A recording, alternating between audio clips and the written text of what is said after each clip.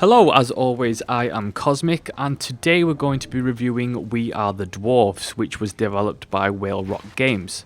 We Are The Dwarves describes itself as an action-based tactical adventure, which is fairly accurate, but in essence it shares a lot of mechanical design features with a lot of genres, including action RPGs, real-time strategy games, and stealth games. The game originated on Kickstarter, which failed to meet its funding goal. Then the developers went from a failed Kickstarter and turned to Steam Greenlight, which was successful, and now the game has finally launched on Steam. When I first looked at the game, I figured that the setting and story would be the classic, cliché fantasy dwarven setting. However, I was pleasantly surprised to see that Whale Rock tried something a little bit different with dwarven astronauts. Essentially, the universe in We Are The Dwarves is completely underground. There is no space as we would know it, instead it's the eternal stone. Life exists in giant caves which are formed around stars. Each stone star, as they're called, has unique properties and giant structures were built around them to do different things. The stars are now dying and the dwarven civilization sends out 3 astronauts to find a new energy source. On transit, the expedition has an accident and the ship crashes into an unknown region, leaving the 3 astronauts stranded. I enjoy the unique and somewhat silly universe that the game is set in. It's different enough to stop trope fatigue, and it's nice to have dwarves that use technologically enhanced spacesuits and weapons instead of the classic magically imbued hammers or axes, and it allows the enemies to be unique too. There's not the boring "we awoke the dragon in the deep" stuff here. Instead, you're fighting against aliens and extraterrestrial plant life. Each of the dwarven astronauts have different roles and abilities. Essentially, each dwarf is in of itself a class. Smash Fist does exactly as what his name suggests. His role is a melee fighter. Smash Fist's abilities center around tanking a bunch of enemies. He also has 2 forms: fire form, in which increases his attack speed and damage, and the stone form, which helps him soak up the damage. Forcer, on the other hand, is a ranged class that packs a punch with his shotgun, but can also use abilities to support other characters. The last is Shadow. Shadow's abilities center around stealth and quick movement. He can silently take out a single enemy or move great distances in a flash, which is very useful for scouting the terrain. All the characters complement each other in some way, which is emphasized by the game's progression system. Instead of an RPG leveling system and experience system, you upgrade your characters by collecting stone shards, which can then be spent on upgrading one of the dwarven spacesuits. The upgrades will affect one of the character's 5 abilities in some way. For example, you can upgrade Forcer's shield ability to allow it to increase health and armor of the other dwarves inside it, or improve Smash Fist's stone form to allow him to regenerate health while in that form. While the way in which you can improve the abilities it's pretty decent, I myself would have liked to seen a progression system that has a lot more depth to it. I would have liked a more extensive system that could add effects to abilities to improve damage output or increase health. The progression system in the game does its job, but I feel that it would have been beneficial to have a more extensive, fleshed out system. You also must constantly manage your armor by repairing it.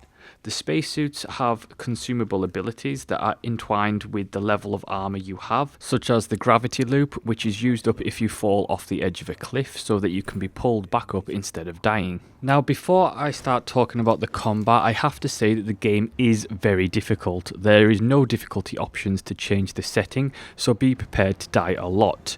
I died over and over, even in the tutorial, which, by the way, doesn't particularly do a great job of explaining the game's mechanics, so be prepared for that. The game throws you in the deep end straight away and thus has a pretty steep learning curve that can get very frustrating. The game's combat is in real time, but it has a pause mechanic that doesn't stop time, but it slows it down, allowing you to queue up movement and abilities and then watch it play out in real time. It's very similar to an action RPG in its combat design. The pause mechanic is required for nearly every encounter to be able to effectively manage 3 characters' aim abilities and effectively manage the unfolding enemy movements. The control system of the combat works very similar to a lot of MOBAs such as Dota 2, in that left click is for the movement and the QWERT keys are used for abilities that have all various cones and distance reaches. The level design is at its core inherently intertwined with the combat, as the game not only promotes but at points requires you to use your environments to your advantage. There are places you can hide, carnivorous plants you can use to trap enemies, and nearly all of the levels take place on high cliff edges and windy trails with steep death drops either side. This means that not only can you easily fall off, but you can blast enemies off the side to kill them instantly. The problem with the level design is that it's so linear, there is no room for exploration or emergent gameplay. There are no multiple paths, instead everything is usually about getting from point A to point B via one route. There are a couple of interesting levels, such as the zero grav levels, that add in some different mechanics and interesting stuff, but even these are very linear in design overall. The combat itself is very punishing due to the fact that enemies hit very hard and the dwarves have very little health. Even the actual tank character can't take that many hits, which is kind of the opposite of point of being a tank, but never mind. This causes a major problem for me by design. Don't get me wrong, I like difficulty. I like challenging games that have a punishing side, like Darkest Dungeon, XCOM 2, etc. We Are The Dwarves is very tough and punishing, but it fails to reach the right balance between challenge and fun. Most difficult games maintain a nice balance to ultimately keep the game fun and retain attention. This is often done by these games having multiple ways to solve situations and having a good amount of skill involved. We Are The Dwarves becomes frustrating in how linear the game design is. For every level, there is an optimal way to proceed, which usually involves stealthing around most of the groups of enemies and using the ledges to push small groups off, so that no fight of any decent length takes place. Enemies will be alerted if they see, hear or smell you, but their deaths don't give experience for progression. This also means that because enemies don't provide anything in terms of experience for progression, there's very little incentive in wanting to engage enemies unless absolutely necessary for an objective. The forced reliance on stealth in the game seems very odd for a self-described action-orientated game. When all the action is so punishing and rigid that it becomes unfun, you go out of your way to avoid it. The way that the characters turn and their movement speed makes twitch changes impossible, and should you aggro a large group of enemies, there's almost no chance that you will be able to win even with a lot of skill. In fact, the only viable way to take on large groups of enemies with even a shot at overcoming them is by exploiting the game design itself. Healing in the game is not done by med packs or regeneration, but by healing orbs that are placed around a level. You can then exploit this by simply kiting enemies back to an healing orb and then spam heal while you take them down. While the orb also heals enemies in close proximity, your damage output from abilities will always be greater than their healing capabilities. This, I feel, is a fatal design flaw in the game, but it is the only way to ensure your dwarves are less squishy for an actual decent fight.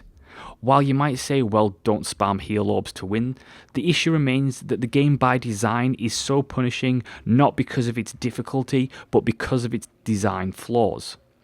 The mechanics of the game are okay, but used together in the way that they are, adding in the highly linear level design and the fact that the controls are sometimes unresponsive and clunky, it all produces a frustrating experience that you sometimes have to force your way through. Don't get me wrong, I don't think that this is a bad game. It's okay, it's mediocre at best. It has its good points and it has its bad points. I think the developers have done themselves a disservice by labelling their game an action-based tactical game. The way the game has been built, it's almost as if they started off making an action tactical game, but halfway through decided to make a stealth game instead. The end result is that it's a jack of both, but master of none. The game almost gives itself an identity crisis in that it gives you the tools to play one way, i.e. smash fists, melee focused abilities, but the rest of the game is designed for you to play a completely different way, so it makes all the melee kind of action orientated focus pointless because it's impossible to do. It's an odd little number that I think could have been a great game if they had just gone one way or the other and not tried to be something that it's not. The frustrations of the controls, lack of graphical options, linear gameplay, and lack of any old tactical depth in the game put me off completely. For some people, there may be hours worth of enjoyment here to be had, but for me personally, the game created too much frustration too frequently and did not create an engaging draw for me to get through it. And the only reason I did is because I forced my way through it. I think if you are interested in We Are The Dwarves, I think you should take a good hard look at it, make sure you're certain, and if you are uncertain but still want to play, I would wait for a Steam sale. And that is my review of We Are The Dwarves. Thank you so much for watching and listening. Do like, subscribe, and leave a comment, and I will see you next time.